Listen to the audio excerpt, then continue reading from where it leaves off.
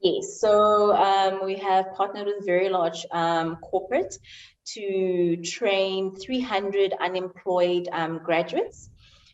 Basically, we have two streams, one being AWS as well as the other one being Java.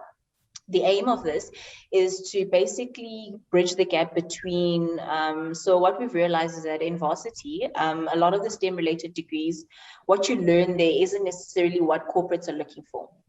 So we've come in to upskill them with the various skills that they lack in order to get them into the corporates and also get them certified. And how the people can go by applying for this course is by taking our aptitude test, which is available on our website on www.girlcode.co.za, as well as on our various social media platforms such as Twitter, which our Twitter handle is at girlcode_za, and we're also on Facebook at girlcodeza, as well as on LinkedIn.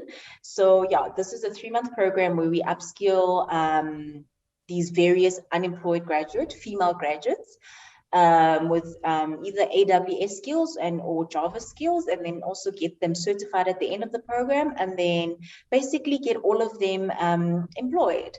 And this is also to alleviate the rise in unemployment in South Africa, but again, to also get more female tech talent Awesome. into the corporates. Yeah. Yeah.